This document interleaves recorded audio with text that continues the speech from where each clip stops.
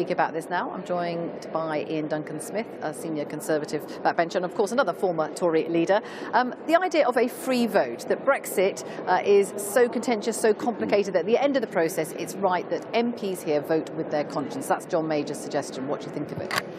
Well, actually, the MPs here at the end of it need to vote for what the British public mandated them to do when they had the referendum. The British people voted in the biggest election result that we've ever seen to leave the European Union. The government has to deliver on that, and at the end, the government has given Parliament, and will give Parliament, the right to say whether they agree with what's been negotiated or not, and that will be it. And I think that's the right thing to do. We have to leave because the British people have said we should leave, and we have to make the arrangements that we can.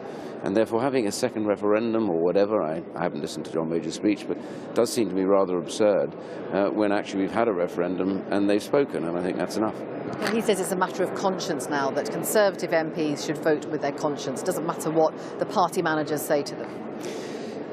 I'm a little bit puzzled about this conscience bit. I was in the Parliament when Maastricht was going through, and I certainly remember the then Prime Minister, who I do believe was John Major, took away the whip from a whole group of Conservative MPs who used their consciences and voted against government policy, and they lost the whip and were kicked out of the Conservative Party.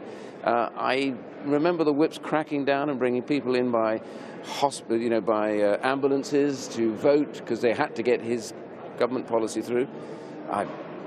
Damascus and conversion seemed to come across here rather loudly. He was not a Prime Minister that was too keen on free votes when he was there. So maybe his advice to the Prime Minister, the present Prime Minister, should not be heeded so well. Let's turn to Northern Ireland and the Irish border. Some of your colleagues have talked about creative solutions to all of this, but what Brussels are saying today is actually they can't see any solution to all of this, apart from Northern Ireland staying in some kind of customs union. What do you make of that?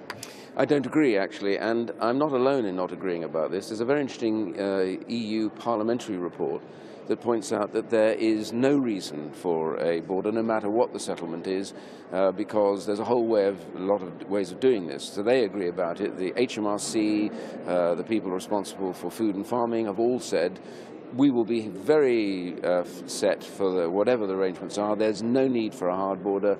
All those goods and stuff can be sorted either side of the border, and ultimately will come up for sale. You know, if we're able to resolve illegal arms and illegal drugs by working with the Irish police, the Garda, and with the Northern Ireland Police Service, you know, how much easier is it to sort things out with regards to legal products? And remember, there are different VAT and different tax regulations that exist both sides of the border, and those are sorted out without a hard border. So this is a political nonsense being created by people who want to try and use it as a stick to beat a dog, as it were, to try and create this idea that somehow there's chaos and a problem there. There is no problem there, and it has no effect whatsoever on the peace process, which is adhered to by the Prime Minister, who made that very clear today. Duncan Smith, thank you very much indeed.